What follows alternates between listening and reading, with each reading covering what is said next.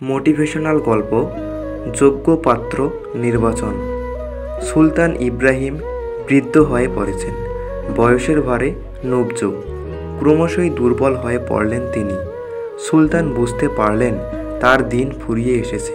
তার চিন্তা যে একমাত্র কন্যা জাহানার এখনও বিয়ে হয়নি। রাজকন্যা সুন্দরী, তার বিয়ের বয়স হয়েছে। ইতিমধ্যে অনেকেই তাকে বিয়ে করার জন্য প্রস্তাব দিয়েছে, কিন্তু তার যোগ্য বর আজও খুঁজে পাননি সুলতান। একদিন সুলতান কন্যা জাহানারাকে ডেকে বললেন, মা, এবার আমি তোমার বিয়ে দেব। রাজকন্যা বললেন, কিন্তু তুমি কিভাবে বর নির্বাচন করবে বাবা? সুলতান বললেন, আমার কোনো পুত্র সন্তান নেই। তোমার স্বামী হবে আমার এই রাজ্যের ভাবী সুলতান, যে ভালোভাবে রাজ্য শাসন করতে পারবে এবং প্রজা পালন করতে পারবে। আমি তার সঙ্গেই তোমার বিয়ে দেব। রাজকন্যা বললেন, কিন্তু তুমি কিভাবে যোগ্য বরকে নির্বাচন করবে? সুলতান বললেন, সেই ব্যবস্থা আমি করব। আগে যারা রাজকন্যার বিয়ের জন্য এসেছিল তাদের মধ্যে 3 জনকে যোগ্য বর হিসাবে মনে মনে বাছাই করেছিলেন সুলতান। তিনি একদিন দূত পাঠিয়ে 3 জন যুবরাজকে ডেকে আনলেন রাজসভায়। 3 জন যুবরাজই ছিলেন বয়সে যুবক এবং বীর। তাদের নাম ছিল খালিদ, জুবায়ের ও সাবিত। 3 জনেই ছিল দেখতে সুদর্শন এবং আচরণ ও কথাবার্তায় ভদ্র। রাজকন্যা বুঝে উঠতে পারল না সে কিভাবে এই 3 জনের মধ্য থেকে একজনকে তার স্বামী হিসেবে বাছাই করবে। তাই সে তার বাবার উপর বর নির্বাচনের ভারটা ছেড়ে দিল। যুবরাজ 3 জন সুলতানের সামনে হাজির হলে সুলতান বললেন, আমি তোমাদের ডেকে পাঠিয়েছি কারণ আমি এবার আমার কন্যাকে পাত্রস্থ করতে চাই। যুবরাজ 3 জন হাসি মুখে মাথা নত করল। সুলতান বললেন, তোমরা 3 জন আমার রাজ্য শাসনের উপযুক্ত। ভবিষ্যতে তোমরা সুলতান হতে পারো, কিন্তু তোমাদের মধ্যে একজনের হাতে আমার কন্যাকে অর্পণ করতে হবে।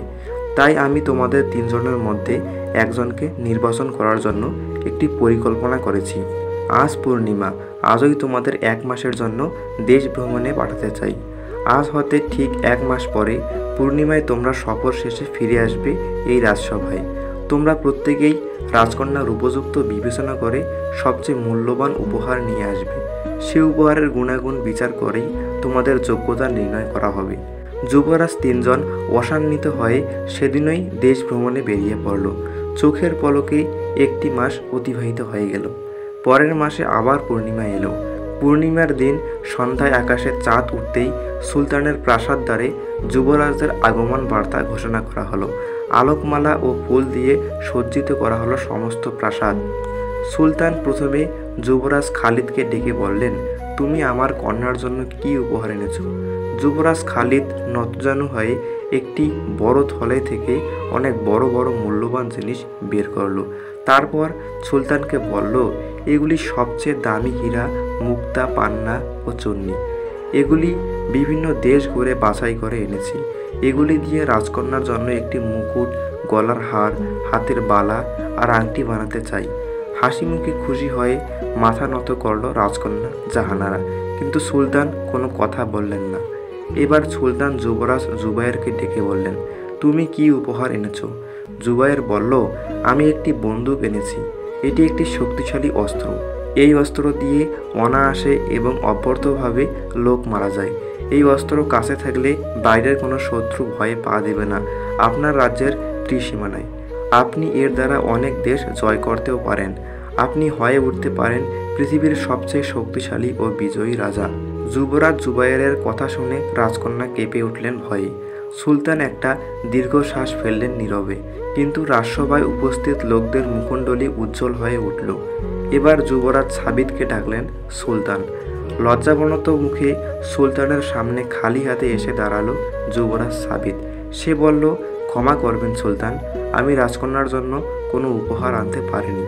সুলতান আশ্চর্য হয়ে বললেন, সে কি, কোনো উপহারই আনোনি? সাবিত বলল, আমি রাজকন্যাকে বিয়ে করতে চাই, অথচ তার জন্য কোনো উপহার না আনতে পারায় সত্যি দুঃখিত। কিন্তু এই 1টি মাস আমি কাজে এমনই ব্যস্ত হয়ে পড়েছিলাম যে কোনো উপহার জোগাড় করার ফুরসত পাইনি। এই কথার অর্থ বুঝতে না পেরে সুলতান বললেন, কি কাজে তুমি এত ব্যস্ত হয়ে পড়েছিলে? সাবিত বলল, আমি আপনার রাজসভা থেকে বেরিয়ে দেশ ভ্রমণে যাবার সময় পথে এক মুমূর্ষু পথিককে দেখতে পাই। তার গা থেকে রক্ত ঝরছিল, সর্বাঙ্গ ছিল ক্ষতবিক্ষত। আমি তা দেখে চলে যেতে পারলাম না। তার সেবা শুশ্রূষা করলাম। তিনি সুস্থ হয়ে উঠলে 2-1 দিন পর আবার পথ চলতে শুরু করলাম। কিন্তু কিছুদূর যেতেই দেখলাম একদল নারী ও শিশু ভয়ার্ত অবস্থায় গ্রাম ছেড়ে পালাচ্ছে। কারণ জিজ্ঞেস করে জানলাম একদল জলদস্যু নদী পথে এসে তাদের গ্রাম লুণ্ঠন করেছে। গ্রামের বেশিরভাগ পুরুষকে হত্যা করেছে, তাদের ধন সম্পদ সব ছিনিয়ে নিয়ে গেছে এবং আবার আসবে বলে ভয় দেখিয়ে গেছে। আমি তাদের বুঝিয়ে গ্রামে ফেরত নিয়ে গেলাম। দেখলাম গ্রামের অল্প সংখ্যক লোক যারা বেঁচে আছে তারা জলদস্যুদের সঙ্গে লড়াই করতে চায়, কিন্তু কোনো যোগ্য নেতা না থাকায় মনোবল পাচ্ছে না। আমি সেসব নিঃস্ব, অসহায় ও ভীত সন্ত্রস্ত লোকদের ফেলে চলে আসতে পারলাম না। তাদের সশস্ত্র ও সংবদ্ধ করে জলদস্যুদের বিরুদ্ধে লড়াই শুরু করলাম। জোর লড়াই করে জলদস্যুদের ঘায়েল করে গ্রাম থেকে চিরদিনের মতো বিতরণ করলাম। তারপরও অনেক কাজ ছিল। আহতদের চিকিৎসা, বিধবা ও শিশুদের পুনর্বাসন প্রভৃতি কাজগুলি সারতে আমার বেশ কিছুদিন দেরি হয়ে গেল। কাজের চাপে আমি উপহারের কথা, রাজকন্যার কথা সব ভুলে গেলাম। হঠাৎ একদিন আকাশে চাঁদ দেখে পূর্ণিমার কথা মনে পড়ে গেল, তাই ক্ষমা চাইতে এলাম। আমাকে ক্ষমা করবেন সুলতান। যুবরাজ সাবিতের কথা শুনতে শুনতে অভিভূত হয়ে পড়েছিলেন বৃদ্ধ সুলতান। তিনি যখন চোখ তুললেন তখন দেখা গেল চোখের পানিতে ঝাপসা হয়ে গেছে তার দৃষ্টি। রাজকন্যার চোখও পানিতে ছলছল। সুলতান যুবরাজ সাবিতকে তার কাছে ডেকলেন। যুবরাজের একটি হাত ধরে হাসি মুখে বললেন, এই মহান যুবরাজ রাজকন্যার জন্য উপহার না নিয়ে এলেও এই হাতে ফুটে আছে জনসেবার অনেক অমূল্য নিদর্শন। আমি তারই হাতে তুলে দেব আমার কন্যাকে।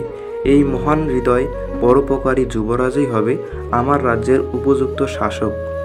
এই গল্প থেকে আমরা যা শিখলাম, অর্থবিত্ত, ক্ষমতা, প্রভাব দেখে নয়, চরিত্রবান পাত্র দেখে কন্যাকে বিয়ে দিতে হবে। গল্পটি আপনাদের কেমন লাগলো কমেন্টে জানাবেন। ধন্যবাদ।